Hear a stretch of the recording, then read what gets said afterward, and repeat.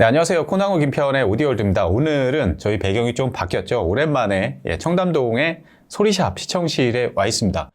오늘 저희 양쪽에 있는 스피커 보이실 텐데요. 이 스피커 좀 리뷰를 해보러 왔습니다. 이 스피커 브랜드 이름은 오디오 벡터. 덴마크 출생이고요. 덴마크 하면은 재즈가 상당히 좀 유명합니다. 사실 그렇죠. 재즈에서 이제 미국이나 뭐 이쪽이 종주국이긴 한데, 1950년대 이때 미국에서 뭐 흑인 뭐 인종차별 이런 게 굉장히 심했잖아요. 이런 그렇죠. 거를 피해서 유럽 쪽으로 대거 이동을 해서 그쪽에서 상당히 오랫동안 연주 활동을 펼친 뮤지션들이 상당히 많아요. 뭐 스탄 게츠나 덱스터 고든이나 듀크 주던. 그렇죠. 네, 그 중에서 듀크 주던의 뭐 플라이 투 덴마크 이런 거는 그 당시 덴마크의 재즈 씬을 바라볼 수 있는 그렇죠. 그런 앨범이기도 하죠. 하나의 이제 심볼 가두 같은 예. 앨범이죠. 그래갖고 이 오디오 벡터 매즈 클리포드 이제 그 창업자 아들인데 예. 그때 이제 한국에 왔을 때 왜 덴마크에서는 재즈와 음악 산업이 발전했냐 그랬더니 네. 지금 코나님이 얘기한 그런 네. 역사적인 배경 네. 그러면서 그 뮤지션들이 모이면서 덩달아서 음악 산업도 발전하게 됐다. 그렇죠. 그렇게 아주 그냥 일목요연하게 정리를 해줬어요.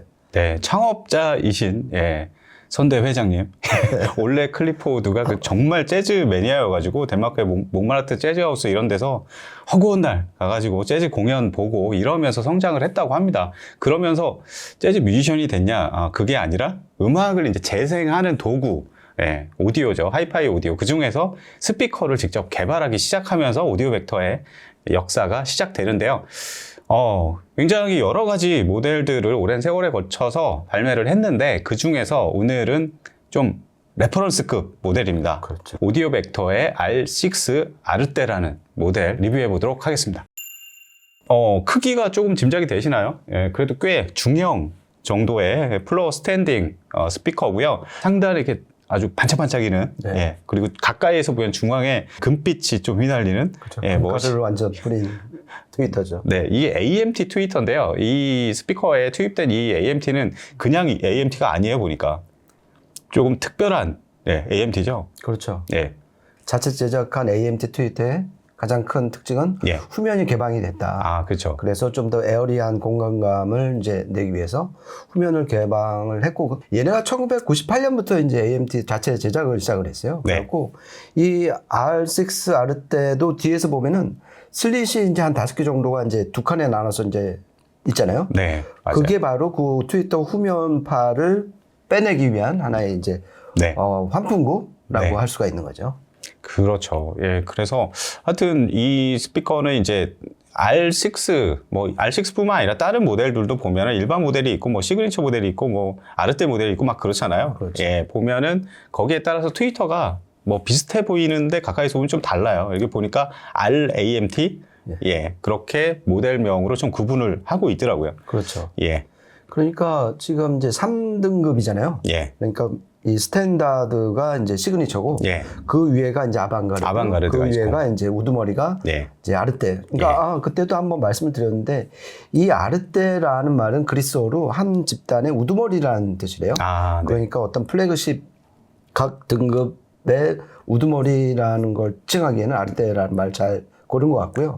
일반 시그니처는 소프트 돔 트위터를 쓰고 그다음에 아방가르드하고 아르테는 AMT 트위터를 쓰는데 요 둘도 AMT 트위터가 다르다. 이렇게 알아두시면 될 것 같아요. 네, 그렇습니다. 이 AMT 트위터가 얼마나 대단하냐면은 고역이 50kHz 이상, 52kHz 이상까지 올라간다고 합니다. 이게 엄청난 거의 박쥐의 영역인 그 대역까지 재생하는 고성능 트위터고요.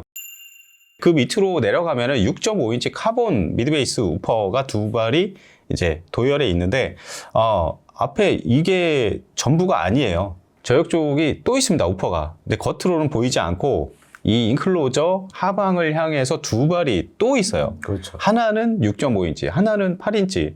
왜 이렇게 만들었을까요? 일단은 아이소베릭 방식인데. 그렇죠. 같은 방향을 향해서 있는 거죠. 그래갖고 좀 더 저역을 더 많이 낼 수 있는 그런 아이소베릭 구성을 해갖고 얘가 23Hz까지 저역이 떨어지는 걸 보면 이 아이소베릭 구성 아니었으면 이렇게 내려가기 힘들거든요. 아무리 이제 8인치 우퍼를 썼다 하더라도 네. 이런 면에서 어떤 이 스피커의 어떤 시그니처가 아닐까 네. 그런 생각을 좀 해봤습니다. 네, 그렇습니다. 이거 아이소베릭은 저희가 뭐 스피커 리뷰할 때 상당히 좀 많이 얘기를 했었어요. 사실 윌슨 베넷이가 특별히 이제 대표적이고 과거로 좀 올라가면은 뭐 린 아이소베릭이라는 그 모델이 좀 입시전적인 모델이기도 하고 저는 개인적으로 토템 어쿠스틱스의 예전에 이제 마니투라는 스피커를 쓰면서 이게 왜 이 북쉘프에서 이런 플로 스탠딩 같은 저역이 나올까? 네, 그거를 탐구해 보다가 보니까 그것도 아이소베릭. 네. 근데 이 스피커 메이커마다 아이소베릭이라는 저역 시스템을 가지고는 있지만 서로 조금씩 또 다릅니다. 보니까 그렇죠. 달라요. 변수가 되게 많죠. 예, 오디오 벡터도 굉장히 좀 독특한 형식으로 만들었어요. 보니까. 그렇죠. 그러니까 우퍼 두 발을 아이소베릭 방식으로 더군다나 이제 밑에다 숨기면은 또 하나의 이득이 전면 배포를 좁게 가지고 갈 수 있는 이점이잖아요. 그렇죠. 그러면은 어떤 무대 만들기에서도 훨씬 이 넙대대한 배플보다는 훨씬 유리하게 되는 거죠. 네, 그렇습니다. 그리고 또 하나 유닛이 여기 자꾸 여기저기 숨어 있는데요. 여기저기 숨겨놨어요. 그래서 겉으로 보기에는 그냥 보편적인 플로 스탠딩처럼 보이지만 이 내부로 들어가면은 또 다른 세계가 있습니다. 이 뒤통수에 3인치짜리 미드레인지가 또 있어요. 하나 박혔죠. 후방을 향해서. 이게 뭐 앰비언스를 이제 좀 더 잘 표현하기 위한 그런 방식이죠, 이게. 그렇죠. 그러니까 보통은 이제 트위터를 뒤에다 박아갖고 그렇죠. 앰비언스를 하는데 얘네는 3인치 미드레인지란 말이에요. 그리고 앰비언스 플러스 얘네 설명에 따르면 사운드 스테이지를 좀 더 뒤로 확장하는 그런 그 컨셉이라고 그렇게 설명을 하고 있습니다. 네, 이렇게 해서 유닛을 한 채널당 6개씩 써서 쓰고 이제 4.5A라고 발표가 돼 있고 그리고 여기에 뭐 여러 가지 특징적인 그 오디오 벡터가 독자적으로 개발한 뭐 기술들이 많이 또 발표돼 있어요. 보면은 그렇죠. 일단은 뭐 NES라고 해서 이거는 뭐 류티형 이런 인클로저 위에서 보면 물방울 모양이죠. 그렇죠. 이렇게 만든 건 이제 회절을 없애기 위한 기술이고 그 외에 또 뭐 SEC, AMT 트위터의 후방을 좀 열어놔가지고 훨씬 더 이 성능을 높이려는 그렇죠. 그러니까 사운드 스테이지 인핸스먼트 컨셉이니까요. 그렇죠. 뒤로 해서 좀 더 넓게 좀 에어리한 공간감을 확보하는 기술이죠. 네. 지금 아르테는 정말 이 빼놓을 수 없는 게 그 프리덤 접지 기술이죠. 그렇죠. 그때 이제 그 아까 말씀드린 매즈 클리퍼드 CEO가 왔을 때 옆방에서 프리덤 접지 기술, 그러니까 그때는 R11 아르테, 그러니까 최고 이제 플래그십 모델로 테스트를 해봤는데 맞아요. 정말 소름 돋을 만큼 아주 놀라운 그 변화가 있었는데 일단 접지를 시키면은 스피커도 접지를 시키면은 음이 되게 맑아지고 배경이 조용해지는 걸 느낄 수가 있어요. 맞아요. 물론 이제 그 케이블은 별도로 유료로 이제 구매를 하셔야 되는데 그거를 이 아르테 모델을 사시면은 무조건 그거는 해보시기를 추천드립니다. 네, 그렇습니다. 이 여러 가지 독자적인 기술 그리고 드라이브 유닛 같은 경우도 거의 자신들이 거의 다 만들고 최종 조립과 검수 이런 것들만 또 덴마크의 다른 업체에 맡겨서 이렇게 만들고 있는데 전체 뭐 마감이나 이런 것도 상당히 훌륭하고요. 정말 오디오 벡터의 레퍼런스가 다운 그런 면모를 보여주는 스피커라고 볼 수 있습니다. 저희가 오늘 이제 이 스피커 테스트하는데 버메스터의 032 인티그레이티드 앰프를 준비를 했습니다. 여기에다가 소스 기기는 하이파이로즈의 RS150을 사용을 했습니다. 어떻게 보면 스피커의 규모나 뭐 가격대나 이런 거에 비하면 굉장히 좀 단촐한 구성이지만 사운드가 과연 어떤 식으로 나올지 저희도 좀 궁금하네요. 저희가 들어보면서 세 곡을 녹음을 했습니다. 언제나처럼 들어보시면서 음질적인 부분들 가늠해 보시기 바랍니다.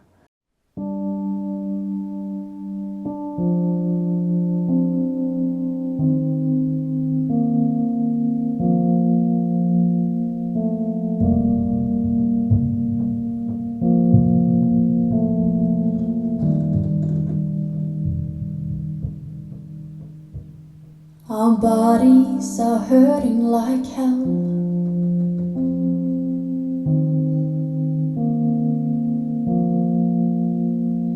They promise to never leave us alone. Our hearts are breaking like bones.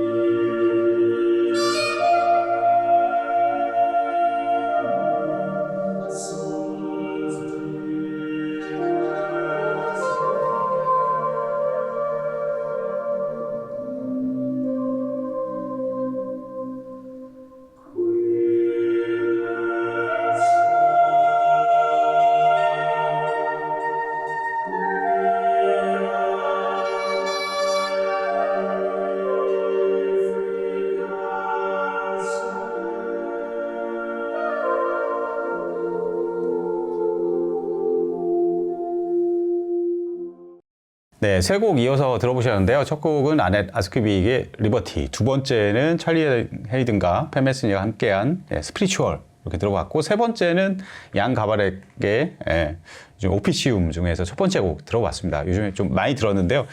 저는 오디오 벡터 기존에도 뭐 많이 들었지만 일단은 저는 AMT의 이 소리 그 트위터가 들어가면 소리의 전체 풍경이 좀 달라지는 것 같아요. 그리고 어떤 뭐 채도랄까요, 소리에. 그리고 어떤 컨트라스트.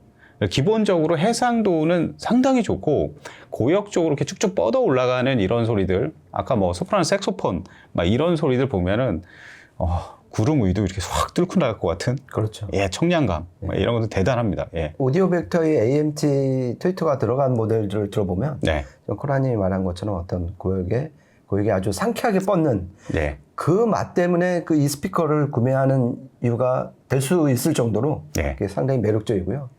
근데 이제 저는 개인적으로 첫 곡 딱 나왔을 때 이 스피커가 기본적으로 대형기 포스다. 아, 예. 그러니까 그러니까 뭐 이렇게 갑갑하거나 뭐 이렇게 쪼잔하지 않고 네.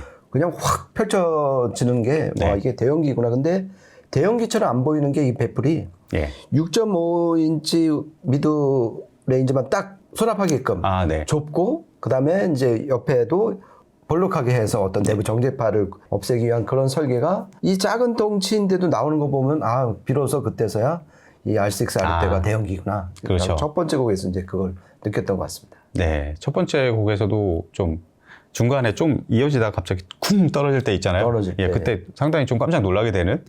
두 번째 곡에서도 보면은 이 더블 베이스 낮은 현을 튕길 때 보면은 6반 2개로 이런 소리가 나오지는 않을 텐데, 어느 정도 스피커를 들어보신 분들은 체감이 좀 눈치를 챌 거예요. 이게 어디에 우퍼를 좀 숨겨놨구나. 그렇죠. 네, 실제로 아까 뭐 이미 얘기를 다 해서 알고 계시겠지만 이 몸체 안에 바닥으로 향해서 있는 6.5인치와 8인치 우퍼 두 발이 만들어내는 그 초저역 쪽의 움직임. 그렇죠. 예, 그런 것들이 이 스피커의 사이즈도 작지가 않지만 이거보다 훨씬 더 큰 스피커들과 비교해야 되는 그런 대역폭과 저역의 좀 어떤 권위감, 그렇죠. 이런 것들이 있습니다. 그렇죠. 그 두 번째 곡에서 그 나오는 그 어떤 저음의 묵직함, 예. 뭐 이런 거는 진짜 갑자기 이 난방을 틀어놓은 것처럼 네. 뜨거운 바람이 그 되게 이제 압력도 센 바람이 예. 저음에서 확 몰려오는 거 보고서 이 아이소벨의 우퍼 두 발의 위력이 네. 여기서 이제 그 포텐을 터뜨리는구나. 네. 아주 실감했습니다. 네. 그리고 이게 저희가 녹음은 안 했는데요. 저희가 추가로 좀 들어본 곡 중에 인상에 남는 게 이제 말러 1번, 티에리 피셔 지휘한 유타 심포니 오케스트라의 연주로 들어봤는데, 여기에서 일단은 이 음원이 저는 DSD 음원으로 좀 많이 들어봤고 SACD도 가지고 있는데, 이게 시스템마다 소리가 굉장히 좀 많이 다른 음원이거든요. 어떤 걸로 들으면 상당히 좀 다이내믹 폭이 좀 좁은 스피커로 들으면 재미없게 들려요, 사실. 그렇죠. 예, 진짜 고성 스피커 아닌 이상은. 왜냐하면 뭐 저역도 되게 많이 내려가고 무엇보다 이 다이내믹스 표현이 정말 중요한 음원인데, 확실히 대형기다. R6 아르테 딱 들어보니까 그런 그 세밀한 다이내믹스부터 아주 거시적인 매크로 다이내믹스까지 아주 정말 쉽게 그렇죠. 표현해주는 그런 느낌이 많았고요. 그리고 무대 자체도 굉장히 입체적으로 쭉 나와주네요. 그렇죠. 예. 그러니까 그런 거 보면 참 대편성 곡을 그에 걸맞게 아주 스케일 크게 네. 그렇게 여러 음들이 막 정신없이 쏟아지는데도 얘는 정신을 바짝 차려갖고 네. 정돈이 돼서 딱 나오고 혼탁해지지 않고 이런 모습을 보면서 이 R6 아르테 정도 되니까 대편성을 마음껏 들을 수 있겠구나. 좀 이렇게 믿을 만한 느낌이 많이 들었어요. 네. 그리고 이제 이 스피커는 좀 논외로 하더라도 이번에 매칭한 앰프가 버메스터 032 인티 앰프잖아요. 요즘에 연달아서 버메스터의 뭐 인티, 프리파워 분리형도 많이 들어봤는데 확실히 좀 강단 있는 스피커를 약간 좀 이렇게 뭐랄까요? 요즘 시쳇말로 약간 쪼는 그런 맛이 있어요. 이렇게 뼈대, 어떤 스피커를 물려도 약간 뼈대, 골격을 확 잡아주는 그런 느낌이 있어서 그것도 좀 인상적이었습니다. 그래갖고 저도 지금 내심 고민하고 있는 게 이 전에 저희가 리뷰에서 218 있잖아요. 그렇죠. 앰프. 그 점점 지금 마음속에서 떠나가질 않아가고 예. 이 버메스터의 세계로 한번 빠져볼까 네. 지금 아주 고민 중에 있습니다. 강추드립니다. 기대하고 있겠습니다. 네. 네, 오늘 이렇게 해서 오디오 벡터의 R6 아르떼에 대해서 이야기해보는 시간 가졌고요. 저희는 또 다음에 재밌는 이야기로 찾아뵙도록 하겠습니다. 지금까지 코난과 김태원의 오디오 월드였습니다. 감사합니다. 고맙습니다.